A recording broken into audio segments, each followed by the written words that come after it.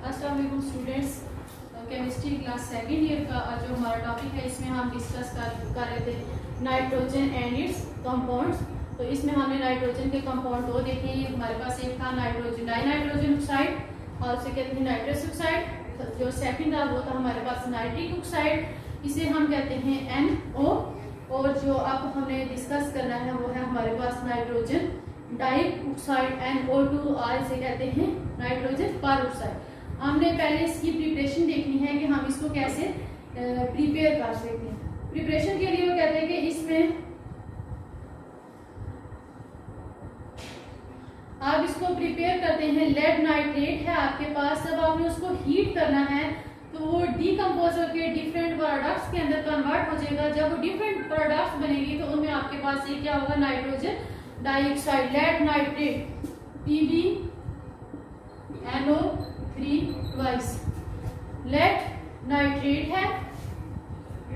जब आपने इसकी हीटिंग करनी है तो हीटिंग के नीचे में लेड नाइट्रेट जो है वो ब्रेक होगा। एक तो वो कन्वर्ट होगा लेड ऑक्साइड के अंदर।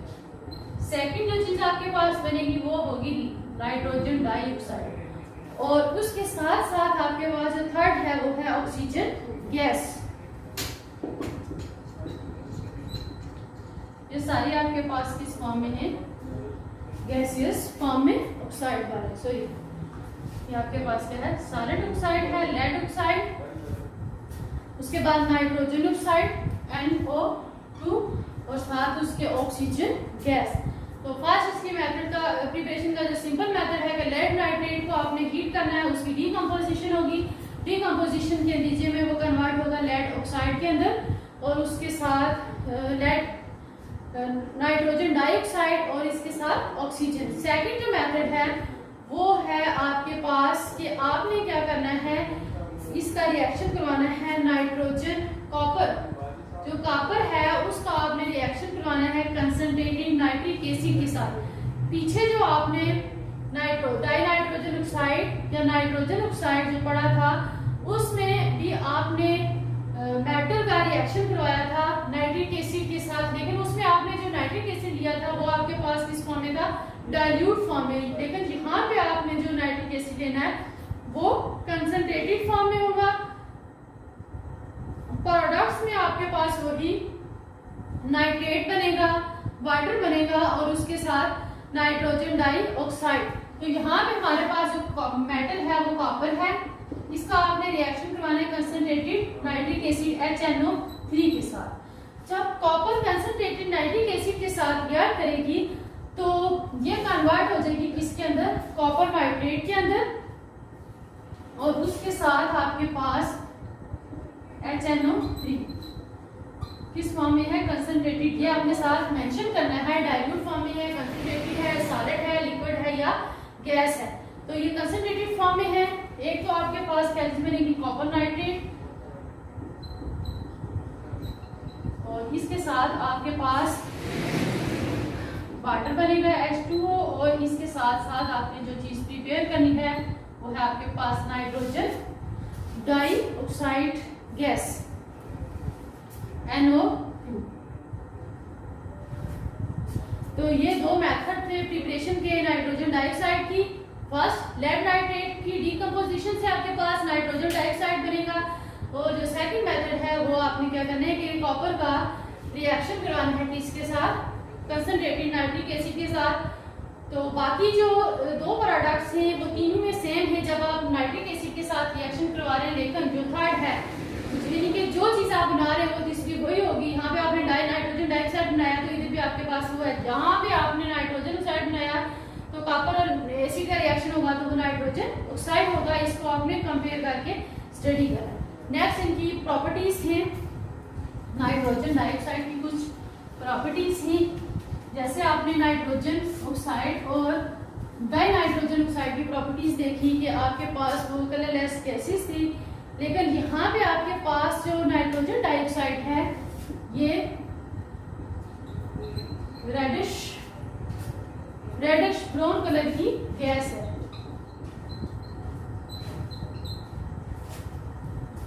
सेकंड, इसकी अगर हम स्मेल देखें, उसकी स्मेल क्या है, पंजेंट स्मेल। पंजेंट स्मेल कौन से होते हैं, जो चुभने वाले होते हैं। अगर आप लैब में कोई रिएक्शन वगैरह करवा रहे हैं तो वहाँ पे जाएंगे, तो अगर इस तरह का कोई रिएक्शन हो रहा है नाइट्रोजन डाइऑक्साइड का, तो जो उसकी स्मेल प्रोड्यूस हो रही होगी, जो निकल रही होगी, वो आंखों को लगेगी, यानी कि आंखों में ऐसे चुभन फील होगी, ठीक है। इसलिए कहते हैं कि इसकी स्मेल जो है पंजेंट स्मेल, यानी कि चुभने वाली स्मेल होगी। इसके बाद इसकी सॉल्युबिलिटी क्या है कि ये डिजॉल्व हो जाते हैं आसानी से किसके अंदर, वाटर के अंदर, और वाटर के अंदर ये डिजॉल्व होके आपके पास ब्लू एसिडिक सोल्यूशन बनाते हैं। ब्लू कलर का सोल्यूशन होगा, लेकिन वो कौन सा होगा, एसिडिक। सोल्यूशन का कलर क्या होगा, ब्लू एसिडिक सोल्यूशन। तो ये इसकी तीन प्रॉपर्टीज थी, रेडिश ब्राउन गैस है, पंजेंट स्मेल है, और ब्लू एसिडिक सोल्यूशन बनाते हैं वाटर के अंदर जब उसको डिजॉल्व करते हैं। अब इनके रिएक्शंस हैं नाइट्रोजन डाइऑक्साइड की।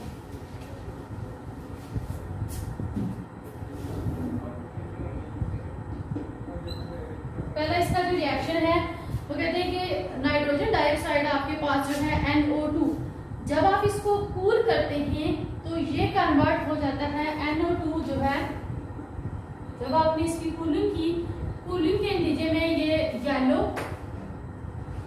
कलर का लिक्विड बन जाए। जब आपने येलो लिक्विड को क्या किया, फ्रीज किया, NO2 है, कूलिंग के बाद ये किसके अंदर कन्वर्ट हो जाएगा, येलो लिक्विड के अंदर, ठीक है। अब येलो लिक्विड जो बना, अब आपने क्या करना है, कूलिंग के बाद आपने इसको क्या करना है, फ्रीज करना है। जब ये फ्रीज होगा, फ्रीज होके ये कन्वर्ट हो जाएगा किसके अंदर, कलरलेस, यानी कि जो इसका येलो कलर है, जब आपने इसको फ्रीज किया तो वो चेंज हो जाएगा और वो कन्वर्ट हो जाएगा किसके अंदर, colourless solid dinitrogen tetra oxide के अंदर, N2O4। ये आपके पास क्या है, डाइनाइट्रोजन टेट्रा ऑक्साइड के अंदर। अब कहते हैं कि ये जो आपके पास pale yellow dinitrogen tetra oxide है, अब आपने क्या करना है, इस सॉलिड को आपने हीट करना है। हीट आपने कितने टेम्परेचर के ऊपर करना है, 140 डिग्री सेल्सियस के ऊपर। जब आप इसको 140 डिग्री सेल्सियस के ऊपर हीट करेंगे तो आपके पास जो मिक्सचर बनेगा, उस मिक्सचर के अंदर क्या चीज होगी, उस मिक्सचर में आपके पास होगी नाइट्रोजन डाइऑक्साइड और उसके साथ डाइनाइट्रोजन टेट्रा ऑक्साइड। N2O4 को आपने हीट किया 140 डिग्री सेल्सियस के ऊपर, ये कन्वर्ट हो गया दो चीजों के अंदर, एक तो आपके पास नाइट्रोजन डाइऑक्साइड बन गई, दूसरी आपके पास क्या है, N2O4 मिक्सचर। इसकी कुछ N2O4 की अमाउंट भी इसके अंदर कुछ प्रेजेंट होगी। अब नेक्स्ट आपने क्या करना है, आपने ये जो आपके पास NO2 बना, इसको आपने अगेन हीट करना है अबव 140 से, यानी कि आप इसका टेम्परेचर जो है वो 140 से इंक्रीज करते जाएंगे, इसको हीट करते जाएंगे, तो ये कन्वर्ट हो जाएगा कि इसके अंदर नाइट्रोजन ऑक्साइड और हमारी ऑक्सीजन गैस के अंदर बीच कलर है, जो आपके पास क्या होंगे, कलरलेस। इसको आपने अबव 140 हीट किया तो ये कन्वर्ट हो गया नाइट्रोजन ऑक्साइड और ऑक्सीजन गैस के अंदर, और 140 से यानी कि 620 डिग्री सेल्सियस तक आप इसको हीट करेंगे नाइट्रोजन ऑक्साइड को, तब जाके ये डीकम्पोज होके कन्वर्ट होगा कि इसके अंदर नाइट्रोजन ऑक्साइड और ऑक्सीजन के अंदर। नाइट्रोजन ऑक्साइड और ऑक्सीजन के अंदर। अब नाइट्रोजन ऑक्साइड और जो ऑक्सीजन है इनका कलर क्या होगा, ये आपके पास क्या होंगी, कलरलेस मॉलिक्यूल्स बन जाएंगे, और ये जो डीकम्पोजिशन है ये कंप्लीट होगी 620 डिग्री सेल्सियस के ऊपर। नाइट्रोजन ऑक्साइड था, नाइट्रोजन डाइऑक्साइड था, येलो लिक्विड था, कूलिंग की आपने, आपके पास येलो लिक्विड बना, फिर जब इस लिक्विड को आपने फ्रीज किया, फ्रीज करने के बाद ये किसके अंदर कन्वर्ट हो गया, कलरलेस या पेल येलो कलर आपके पास डाइनाइट्रोजन टेट्राऑक्साइड बन गया। अब ये जो डाइनाइट्रोजन टेट्राऑक्साइड है इसको आपने 140 डिग्री सेल्सियस के ऊपर हीट किया तो ये कन्वर्ट हो गया नाइट्रोजन डाइऑक्साइड के अंदर। अब ये जो नाइट्रोजन डाइऑक्साइड बना इसके अंदर कुछ अमाउंट आपके पास है डाइनाइट्रोजन टेट्राऑक्साइड की। इस डाइनाइट्रोजन ऑक्साइड को, नाइट्रोजन डाइऑक्साइड को आपने अगेन हीट करना है 620 डिग्री सेल्सियस था, तो ये कन्वर्ट हो जाएगा किसके अंदर, नाइट्रोजन ऑक्साइड के अंदर और ऑक्सीजन के अंदर, और ये आपके पास क्या होंगे, कलरलेस मॉलिक्यूल होंगे।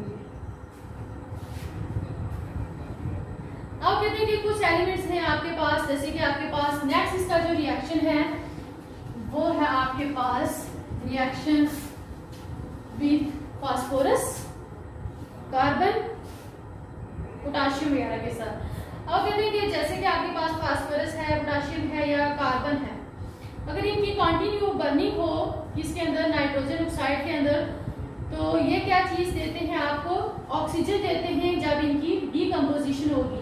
जैसे कि आपके पास ये नाइट्रोजन डाइऑक्साइड है NO2, ये गैस है, जब इसकी बर्निंग होगी यानी कि जब इसकी बर्निंग कंबशन होगी तो ये किसके अंदर कन्वर्ट हो जाएगी, एक तो डीकंपोज होगी और नाइट्रोजन गैस के अंदर, नाइट्रोजन ऑक्साइड के अंदर, और दूसरी ऑक्सीजन गैस के अंदर कंटिन्यू बर्निंग से। सेकंड क्या है कि आपके पास फास्फोरस है, फास्फोरस की पीसेस में जब इसकी बर्निंग होगी तो तब ये कन्वर्ट हो जाएगी किसके अंदर, फास्फोरस पेंटाऑक्साइड और नाइट्रोजन ऑक्साइड के अंदर। नेक्स्ट इसका रिएक्शन है कि आपने इसका रिएक्शन करवाना है एयर के साथ, in the absence of air, यानी कि एयर की गैर मौजूदगी में आपने रिएक्शन करवाना है किसका, नाइट्रोजन डाइऑक्साइड का, किसके साथ, वाटर के साथ।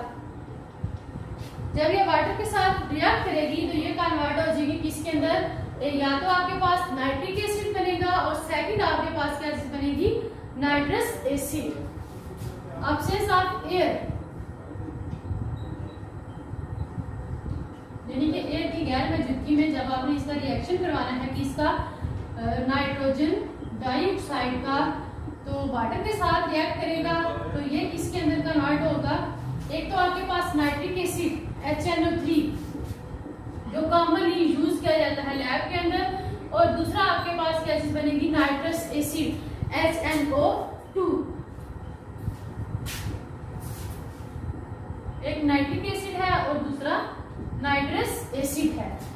जब एयर की एब्सेंस में रिएक्शन होगा, सिंपली ये वाटर के अंदर डिसॉल्व होगी नाइट्रोजन डाइऑक्साइड, तो नाइट्रिक एसिड और नाइट्रस एसिड, HNO3 आपके पास नाइट्रिक एसिड है जिसको आप लैब के अंदर यूज करते हैं। नाइट्रिक एसिड जो है ये अनस्टेबल होता है, ये डिकम्पोज होता है, इसलिए इसको लैब के अंदर इस्तेमाल नहीं किया जाता। सेकंड इसका रिएक्शन है एयर की प्रेजेंस में। जब ये एयर की प्रेजेंस में रिएक्शन करेगी, यानी कि एयर की मौजूदगी में आपने इसका रिएक्शन करवाना है वाटर के साथ, तो ये एयर से ऑक्सीजन को अपने अंदर लेगी और ये कन्वर्ट हो जाएगी किसके अंदर, नाइट्रिक एसिड के अंदर।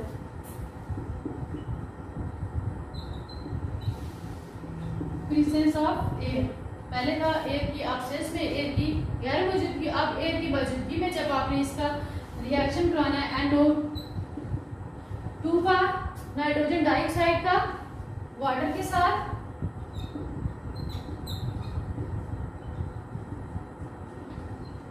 एयर के अंदर जो ऑक्सीजन गैस है वो इसके साथ नाइट्रोजन डाइऑक्साइड के साथ रिएक्ट करके इसको कन्वर्ट कर देगी इसके अंदर नाइट्रिक एसिड के अंदर HNO3, एक क्या हो एक्वस फेज में। तो एयर की प्रेजेंस में आपके पास सिर्फ एक ही प्रोडक्ट बनेगी और वो आपके पास क्या होगी, नाइट्रिक एसिड। लेकिन एयर की एब्सेंस में आपके पास दो प्रोडक्ट होंगी, एक आपके पास नाइट्रिक एसिड और दूसरी नाइट्रस एसिड। एयर में जो गैसेस हैं वो इनके साथ रिएक्ट करें।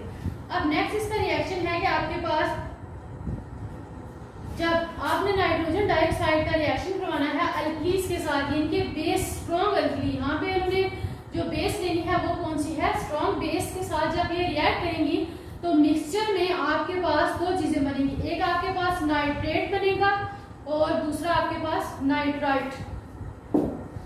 नेक्स्ट इसका रिएक्शन है reaction with alkenes, strong alkyne. ये याद आपने रखना है कि बेसिस जो होती हैं वो दो तरह से, वीक, स्ट्रॉन्ग, इसके बाद कुछ मीडियम होती है और कुछ वीक। लेकिन यहाँ पे आपने जो रिएक्शन इसका करवाना है रिएक्शन विद स्ट्रॉन्ग अल्कीन्स।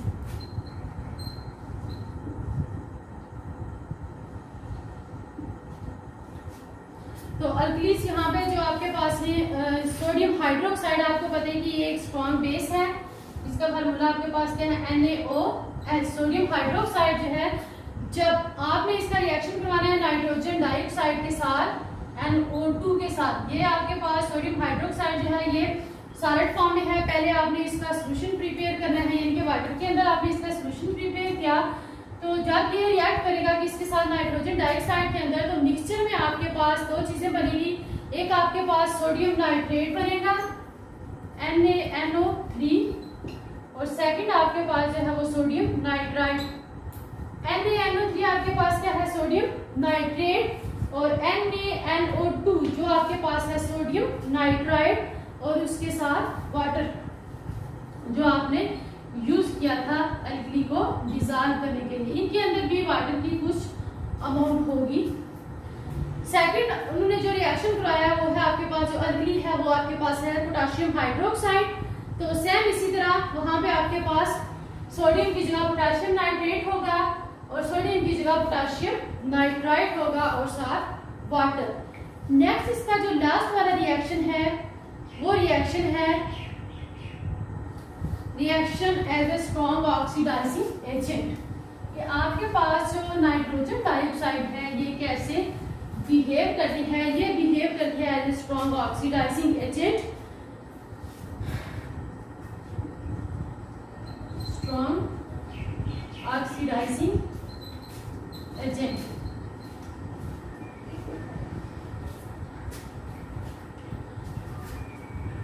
ये आपके पास क्या है, एक स्ट्रॉन्ग ऑक्सीडाइजिंग एजेंट के तौर पर बिहेव करती है, और ये ऑक्सीडाइज करती है आपके पास जो हाइड्रोजन सल्फाइड H2S है, इसको ऑक्सीडाइज करेगी, ऑक्सीडाइज करके कन्वर्ट करता है किसके अंदर, सल्फर के अंदर।